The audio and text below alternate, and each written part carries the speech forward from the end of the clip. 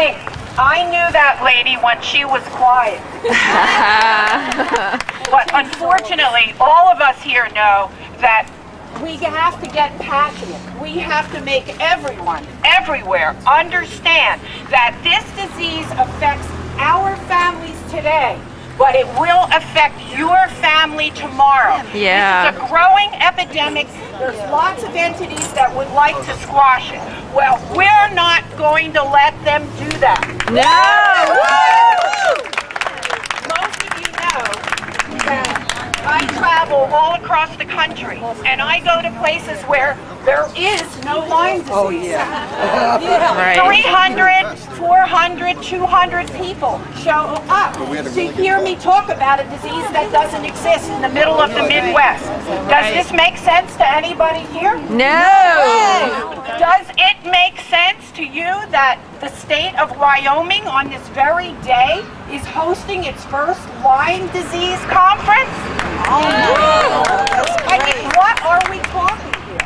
We're talking here a massive cover-up of our epidemic. And it is our epidemic. We don't want it, but we're forced to have it. And so that, someone asked me, why are you here? Well, that's why I'm here today. That's why you're here today. And I want you to know that this is my county. I've lived here for 37 years. And Monmouth County is usually known for its part in the Civil War. The Battle of Monmouth was fought not too far from here in 1778. That battle, by the way, was declared a draw. In 1978, which is 200 years later, Lyme disease got started right here in Monmouth County. That was 30 years ago. 49% of New Jersey cases at that time were in Monmouth County. Today, this very day, today, Monmouth County ranks second in New Jersey in Lyme disease cases. And of course, everybody knows that New Jersey is third in the nation in caseload. Even though, of course, we don't think our officials know that, the rest of us do. So Monmouth County has a long history of Lyme-related events, from the disease first springing up here to the first at-large congressional hearing that was actually held in my town, Wall Township, which is about 15 miles from here. That was held in 1992 by Congressman Chris Smith, who's the sponsor of our House bill. Woo! And so at that time, he brought together public officials, doctors, patients, and advocates to explore the problems of Lyme disease. There was a packed house with patients from all over the Northeast attending. That was my first experience as a speaker on a government panel for Lyme disease. But unfortunately, as most of you know, it wasn't my last. A 14-year-old girl sat on that panel, one who had been already out of school for several years by that time. She addressed the crowd, and she ended in an emotional voice with the following statement. My whole life has been consumed with Lyme disease. Forget that, I don't need it. I used to be a normal teenager talking about soccer, music, and boys.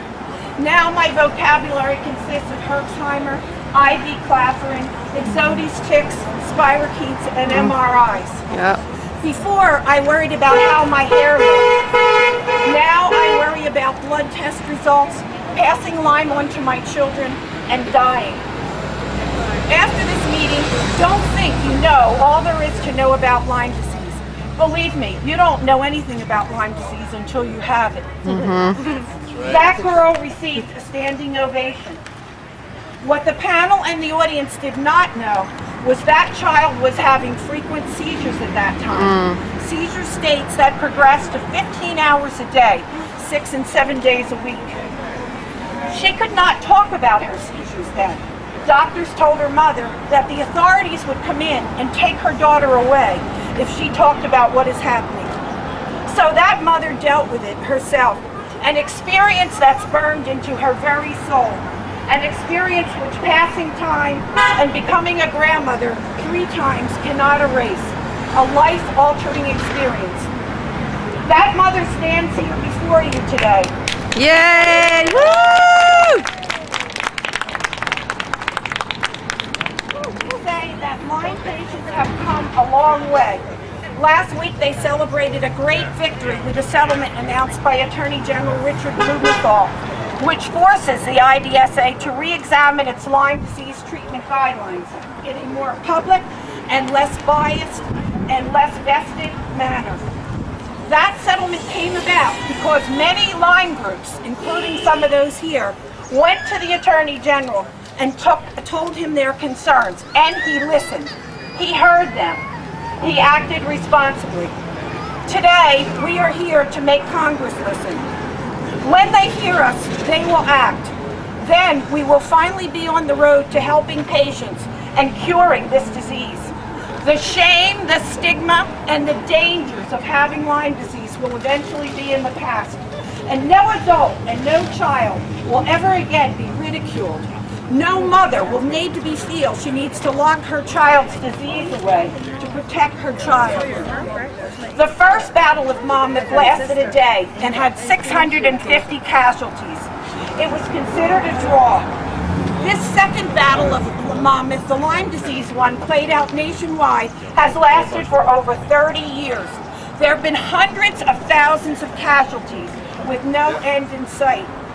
Many of those casualties are our children. This battle will not end in a draw, but will end in victory for patients, whether today or in the future. But at what cost? We must hold our government accountable for all Lyme patients. Yeah! We can and we must make them listen now, today, before we even have one more casualty from Lyme disease. And I thank you all for coming today.